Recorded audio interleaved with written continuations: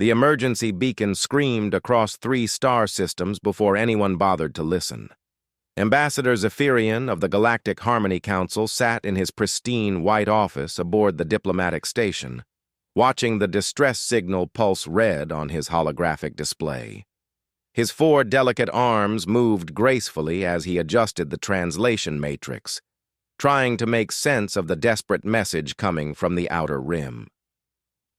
"This is Research Vessel Luminous Dawn calling any friendly vessels. We are under attack by unknown hostile forces. Our shields are failing. Crew of 67 scientists from various peaceful species aboard. Please send immediate assistance to coordinates Gamma 779. We have discovered something terrible. The humans were right about everything." Zephyrian's translucent blue skin rippled with confusion. Humans?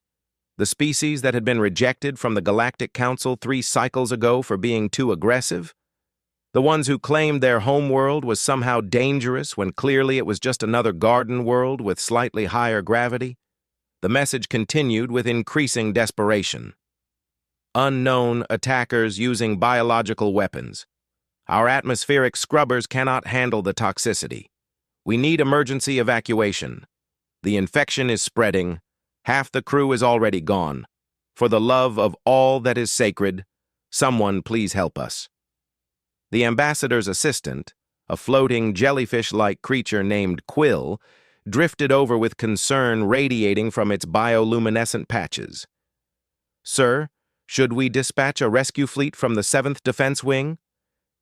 Zephyrian considered this carefully. The 7th Defense Wing was composed of the finest ships in the Council fleet, with crews from 12 different species, all highly trained in diplomatic resolution and peaceful extraction. They could handle any reasonable threat while maintaining the Council's strict non-violence protocols. "Absolutely not," he decided. "This sounds like a military situation, and we do not engage in warfare. Send a message to the nearest medical frigate instead. Perhaps the researchers simply encountered some local wildlife and panicked." But Quill was already pulling up tactical reports. "Sir, I am detecting massive energy signatures in that region. Whatever is attacking that research vessel appears to have destroyed 2 other ships that responded to their distress call. The energy readings are unlike anything in our databases." The ambassador waved dismissively with 2 of his arms while continuing to review diplomatic schedules with the other 2. Probably just sensor malfunctions. These outer rim scientists always exaggerate their findings to secure more funding. 3 hours later, the signals from research vessel Luminous Dawn went completely silent. Quill floated nervously near the viewport, its bioluminescence flickering in distress patterns. "Sir, we have lost all contact with the vessel. Furthermore, the medical frigate we sent has also stopped responding." "Concerning, but not unprecedented," Zephyrian replied, though his skin had begun to shift to a worried purple shade. "Space is vast and dangerous. Equipment failures happen." "With respect, Ambassador, I believe this situation requires immediate Council attention. The research vessel's final transmission mentioned something about humans being right. Perhaps we should consult with their representatives." Zephyrian's 4 eyes widened in horror. "Absolutely not. Humans are not members of the Galactic Council. They were rejected specifically because their species demonstrates an unhealthy obsession with conflict and violence. We cannot legitimize their barbaric tendencies by requesting their assistance." "But sir, what if—" "The decision is final, Quill. We will handle this through proper diplomatic channels." Unknown to the ambassador, halfway across the galaxy, the human monitoring station Cerberus had been tracking the distress signals with growing alarm. Captain Sarah Martinez stood in the command center, watching the tactical display with grim recognition. "Ma'am," reported Lieutenant Commander Jang, "we're detecting the same energy signatures that wiped out the colony on Kepler 442b. The pattern matches exactly." Captain Martinez felt ice form in her stomach. 3 months ago, humanity had tried to warn the Galactic Council about the entities they had encountered in the outer dark. Creatures that seemed to exist partially outside normal space-time, feeding on biological matter and spreading through dimensional rifts. The Council had dismissed their reports as primitive fear-mongering from a species too violent to understand peaceful coexistence. "Have we received any official requests for assistance from the Council?" she asked, though she already knew the answer. "Negative, ma'am." Radio silence from all Council frequencies. Martinez stared at the display showing the location of the research vessel. 67 beings were probably dead by now, killed by the same entities that had consumed an entire human colony before they learned how to fight back. The same entities that the Council refused to acknowledge existed. "Ma'am, what are your orders?"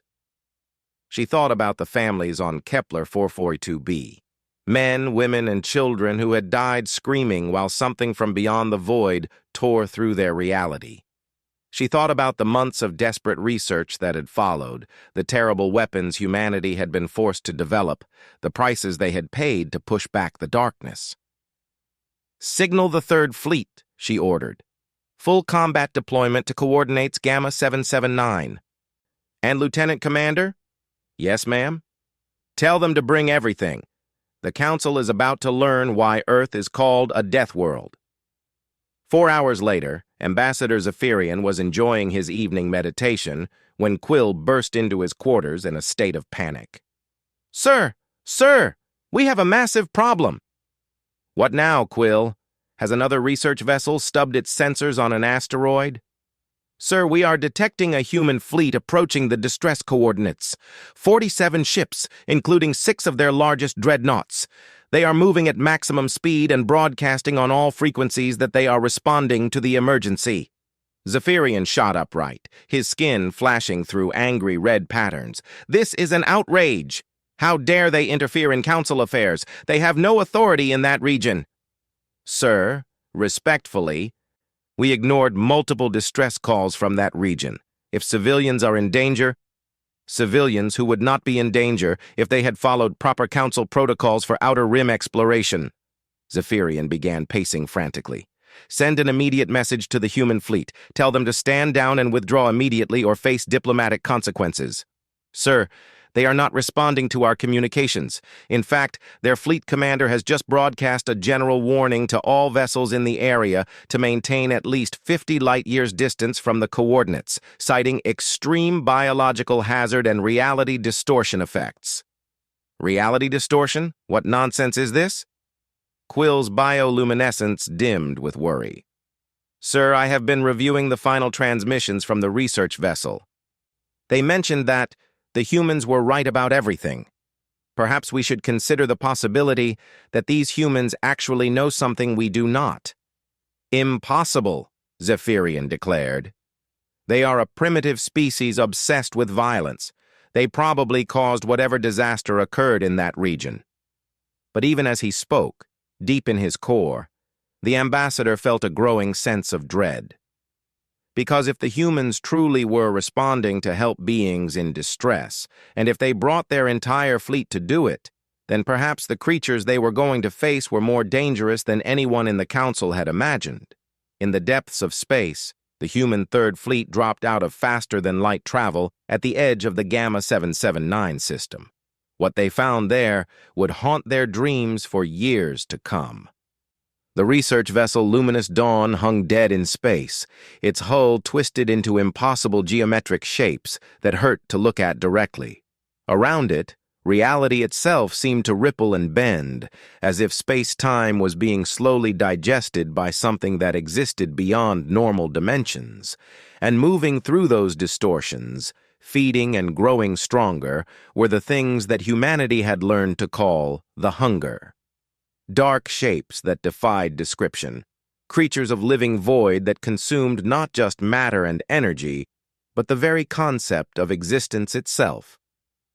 Captain Martinez stared at the tactical display and felt the familiar weight of terrible knowledge. The Galactic Council was about to learn why humans came from a death world.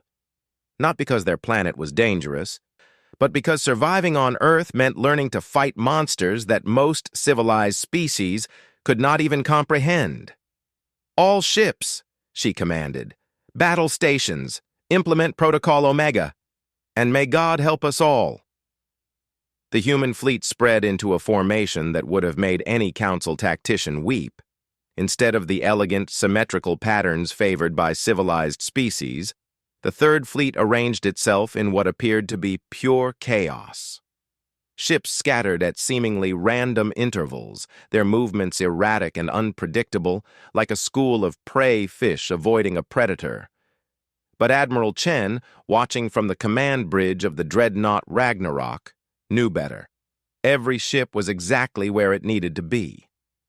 "Sensor readings, Commander Park," she ordered, her voice steady despite the crawling sensation on her skin that always accompanied proximity to the hunger. "Ma'am, we have visual confirmation of entities matching the Kepler 442b incident. 7 primary manifestations, approximately 50 lesser spawn, and—" Commander Park paused, his face pale. "Admiral, they appear to be feeding on the wreckage of 3 additional vessels. Survivors? Negative. Bio readings are 0 across all ships. The entities have been here for approximately 18 hours, based on the degree of reality distortion." Admiral Chen nodded grimly. The research vessel had sent their distress call 22 hours ago. If the Council had responded immediately, those lives might have been saved. Instead, they had dismissed the crisis as unworthy of attention. "Signal all ships. Implement Containment Protocol 7 Alpha. No entity leaves this system." "Ma'am," interjected Lieutenant Torres from the communications station, "we're receiving multiple transmissions from Council vessels. They're demanding we withdraw immediately and turn over all tactical data to their diplomatic corps." "Are any of their ships actually responding to provide assistance?" "No, ma'am. They're maintaining a distance of over 100 light-years and requesting detailed reports on our weapons capabilities."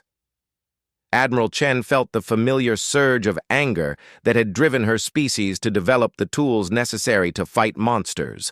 The Council wanted data about human weapons, but they refused to dirty their hands with the actual fighting. "Ignore all Council communications. Focus on the mission."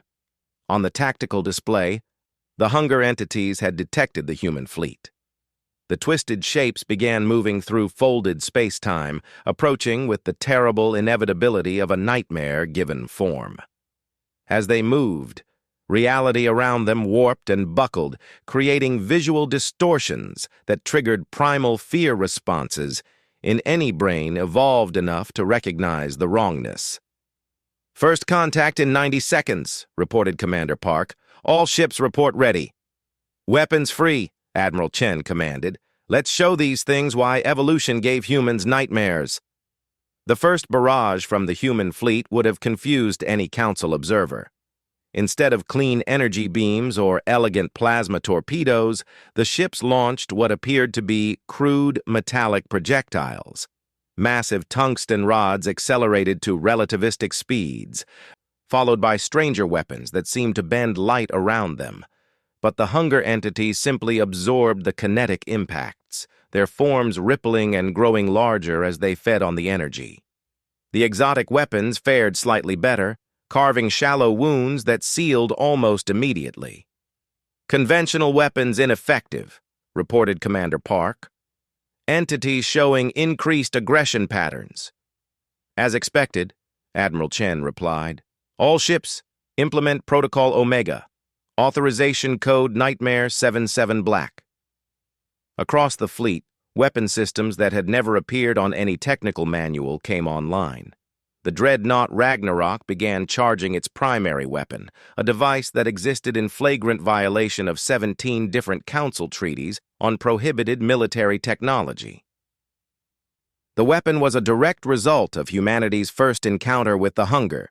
When conventional physics failed, human scientists had turned to unconventional solutions.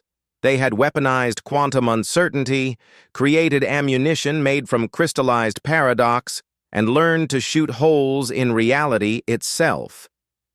"Ma'am," called out Ensign Williams from the science station, I'm detecting energy signatures that shouldn't be possible. The entities are opening additional dimensional rifts. Through the tears in space-time, more hunger entities began pouring into normal reality. Dozens, then hundreds of the nightmare creatures, each one a violation of natural law that made the human brain want to shut down rather than process what it was seeing. Fleet-wide communication, Admiral Chen ordered. All ships, remember your training. Don't look directly at the entities. Use indirect sensors only. Keep your sanity protocols active. The human ships began a fighting retreat, drawing the entities away from the wreckage of the research vessels. As they moved, they deployed a weapon system that would have horrified any Council observer. Each ship began releasing clouds of what appeared to be metallic spores, devices that drifted through space like harmless debris. But when the hunger entities made contact with the spores, the results were immediate and devastating.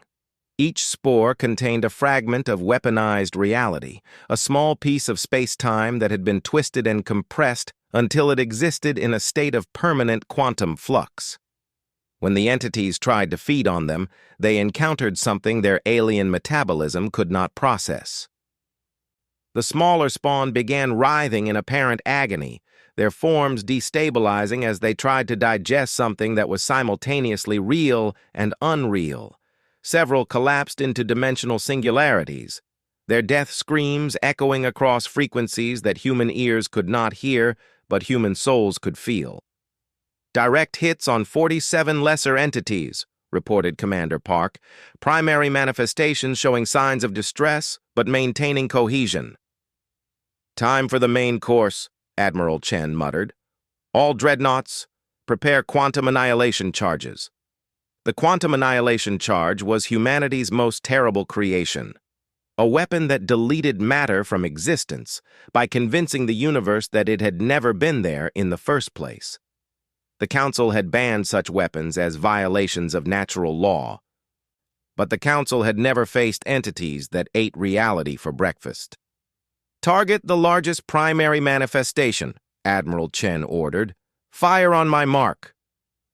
The dreadnought's main cannon charged with a sound like the universe screaming. Energy readings spiked beyond what the ship's sensors could measure, causing reality itself to flicker around the weapon's firing chamber. Mark! The quantum annihilation charge struck the largest hunger entity dead center. For a moment, nothing happened. Then the creature simply wasn't there anymore. Not destroyed, not dead, but retroactively never having existed.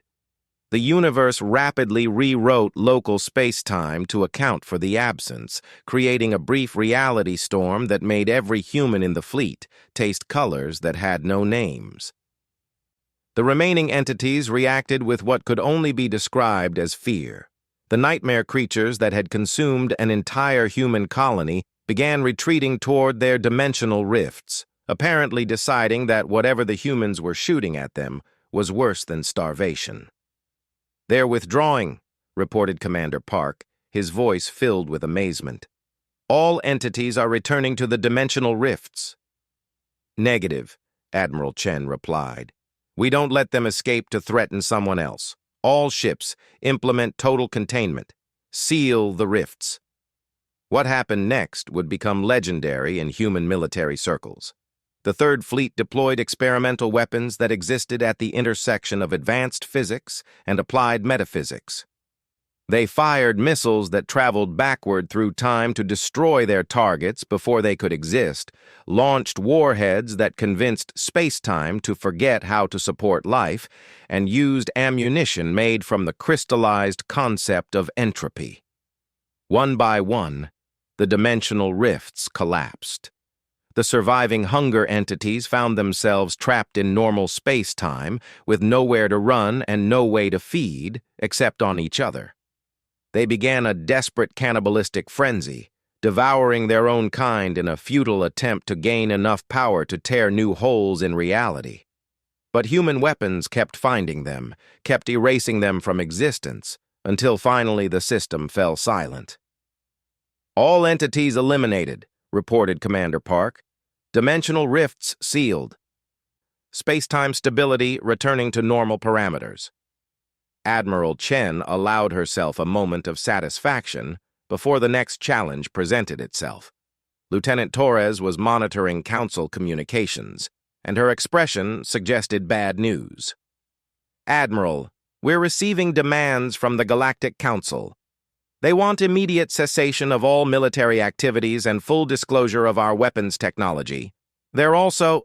They're threatening to declare humanity a rogue species if we don't comply. Admiral Chen looked at the tactical display showing the wreckage of the ships that had died while the Council debated diplomatic protocols. 67 beings who would still be alive if the Council had acted immediately instead of dismissing the crisis. Open a channel to all Council frequencies, she ordered. Channel open. Admiral. This is Admiral Chen of the Human Third Fleet to all Council vessels and stations. We have successfully eliminated the threat in this system. The entities responsible for multiple ship losses have been destroyed, and the dimensional rifts they use to access normal space-time have been permanently sealed. She paused, letting that sink in before continuing. To the Galactic Council leadership, we have a simple message. You had the opportunity to save these lives and chose not to act. You dismissed our warnings about these entities and refused our offers of assistance. Now you demand our weapons technology while contributing nothing to the defense of galactic civilization. Another pause. Here is our response to your demands. Humanity withdraws all applications for Council membership. We will no longer seek your approval or recognition, but we will continue to defend innocent life wherever we find it, using whatever means necessary. If that makes us rogues in your eyes, then we accept that designation with pride. Admiral Chen nodded to Lieutenant Torres, who closed the channel. Admiral, asked Commander Park, what are our orders now? Admiral Chen looked out at the stars, knowing that somewhere out there more threats like the hunger waited in the dark between galaxies. The Council might choose to ignore them, might pretend that diplomatic solutions could solve everything, but humanity knew better. Set course for home, she ordered. We need to prepare for the response. And something tells me the Council is going to learn exactly why they should have listened to the Deathworlders. 3 weeks after the Gamma 779 incident, the emergency session of the Galactic Council convened with unprecedented urgency.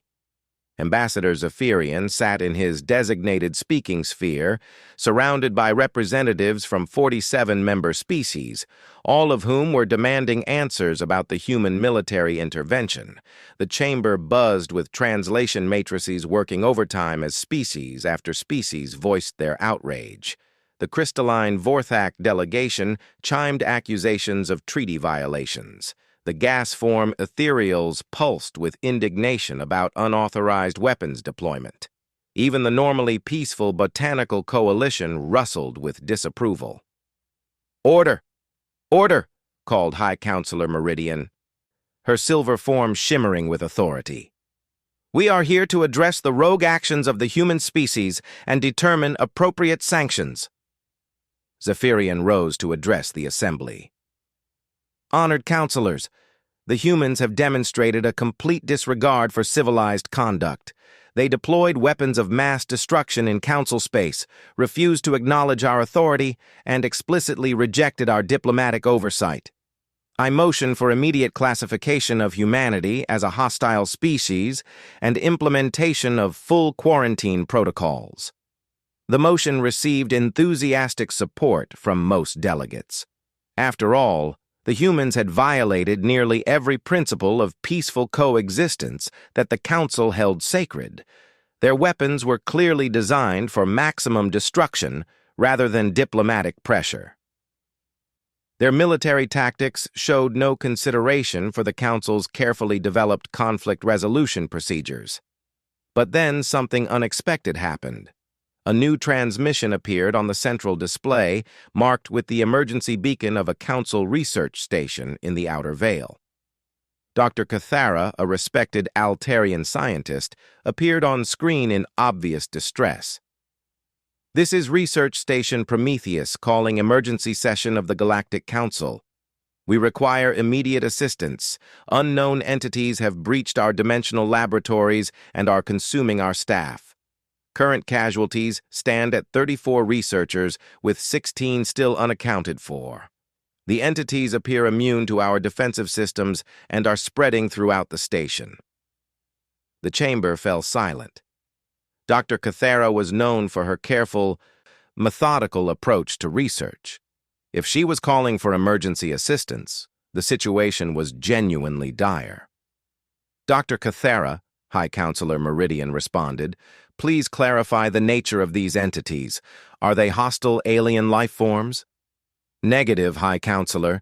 These entities appear to be similar to the ones described in the rejected human reports from 18 months ago. They exist partially outside normal space-time and appear to feed on biological matter and reality itself.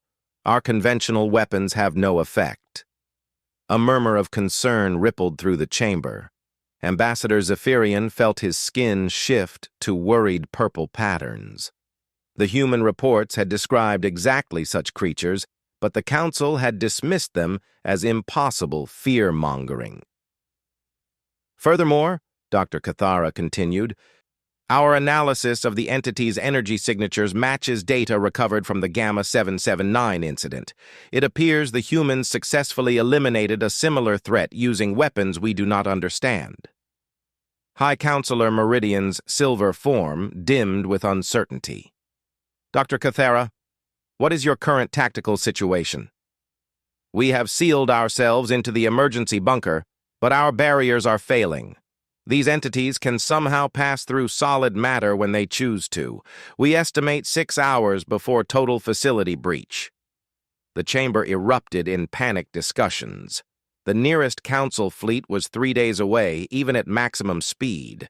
The entities had already demonstrated immunity to conventional weapons. And the only force that had successfully fought such creatures was the human fleet that the Council was currently debating sanctions against. Ambassador Zephyrian found himself in an impossible position. Pride and protocol demanded that they handle the crisis through proper Council channels. But reality was intruding on diplomatic theory in the most uncomfortable way possible. High Counselor, he said reluctantly, perhaps we should consider a temporary suspension of sanctions pending resolution of this crisis. Are you suggesting we request assistance from the humans? Meridian asked, her tone carefully neutral. Before Zephyrian could respond, another transmission interrupted the session. This one bore the identification codes of the human monitoring station Cerberus. Captain Martinez appeared on screen, her expression professionally neutral despite the obvious tension in the chamber. Galactic Council Emergency Session. This is Captain Martinez of the Human Defense Force. We have detected distress signals from Research Station Prometheus and are prepared to render immediate assistance. That will not be necessary, High Counselor Meridian replied quickly. The Council will handle this situation through proper diplomatic channels. With respect, High Counselor, the entities attacking that station are the same type that consumed an entire human colony and killed 67 researchers at Gamma 779 while the Council debated proper protocols. Every minute you delay, more beings die. The blunt statement hit the chamber like a physical blow. Several delegates began urgent consultations with their advisors. Furthermore, Captain Martinez continued, we have a battle group already in transit to the station's coordinates. We should arrive in approximately 4 hours. We are not asking for permission or recognition. We are simply informing you that we will defend innocent life wherever we find it. High Counselor Meridian's form flickered with indignation. You cannot simply intervene in Council space without authorization. Watch us, Martinez replied and cut the transmission. The chamber exploded into chaos. Some delegates demanded immediate military action against the human fleet. Others argued for diplomatic protests. But a growing number were beginning to ask uncomfortable questions about Council protocols that prioritized procedure over the lives of researchers crying for help. Ambassador Zephyrian found himself facing a choice that would define his career and possibly his species' relationship with the rest of the galaxy. He could continue supporting Council protocols and watch Dr. Cathara and her team die while proper forms were filed. Or he could acknowledge that sometimes civilized solutions were not enough. "High Counselor," he said quietly, "I motion to formally request human assistance in resolving the research station Prometheus crisis." The chamber fell silent. Such a motion was unprecedented, requiring the Council to officially acknowledge that their own capabilities were insufficient and that a non-member species possessed superior solutions. "Seconded," came a voice from the Botanical Coalition. "Thirded," added a representative from the Crystalline Vorthak. High Counselor Meridian realized that the political landscape was shifting beneath her feet. The Council faced a choice between maintaining their principles and maintaining their credibility. "Motion carries," she announced reluctantly. "Open a channel to the human fleet." Captain Martinez reappeared on screen, her expression unchanged. "Yes, High Counselor." "The Galactic Council formally requests assistance in resolving the crisis at Research Station Prometheus." "Understood. We'll take care of it." "Captain Martinez, the Council also wishes to extend an official apology for our failure to respond to previous warnings about these entities." For the first time, Martinez's professional demeanor softened slightly. "Apology accepted, High Counselor, but understand that this cannot happen again. These entities are spreading throughout the galaxy. Next time we send a warning, you need to listen." "Agreed. The Council also wishes to discuss formal protocols for cooperation in dealing with similar threats." "We'll be happy to discuss that after we save Dr. Cathara and her people." The transmission ended, leaving the chamber in thoughtful silence. Ambassador Zephyrian realized that everything had changed. The Council could no longer maintain the fiction that peaceful diplomacy could solve every problem. Sometimes the universe required warriors who were willing to use terrible weapons against terrible foes. 6 hours later, reports came in from Research Station Prometheus. The human battle group had arrived and successfully eliminated all hostile entities using weapons that violated dozens of Council treaties, but undeniably worked. Dr. Cathara and 12 survivors had been successfully evacuated.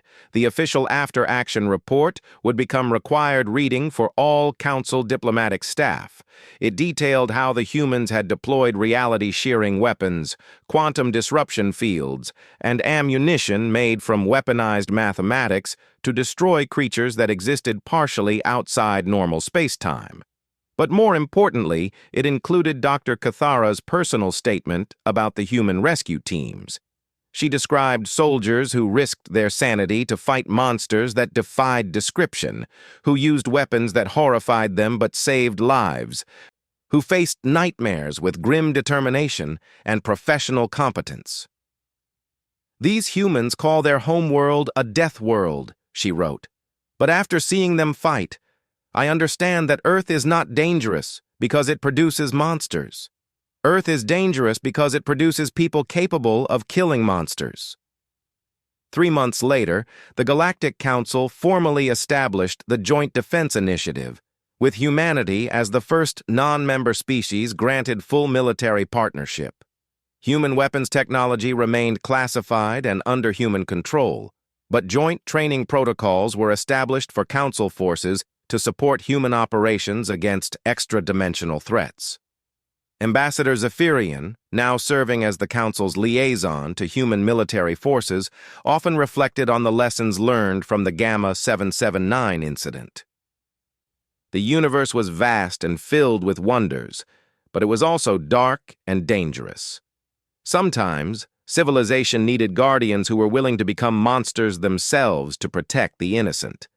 The humans had tried to warn them. They had offered partnership and cooperation. The Council had rejected them as too violent, too aggressive, too focused on conflict. But when the darkness came calling, When nightmares broke through the barriers between dimensions, the civilized species called for help. And the Deathworlders answered, carrying weapons that could wound reality itself, and the willingness to use them. In his private moments, Zephyrian wondered if the Council had ever truly understood what they were rejecting when they turned away humanity's application for membership. They had seen the violence and missed the sacrifice. They had seen the weapons and missed the love that drove beings to take up arms against the dark. Now they knew better.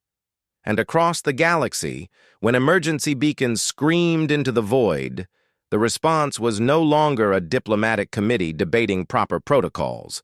The response was a human fleet, armed with impossible weapons and crewed by beings who had learned to fight monsters in the cradle. They came not for glory or conquest, but because someone had called for help. They came because in a universe full of predators, someone needed to stand guard. The Galactic Council had learned to be grateful that the Deathworlders were on their side.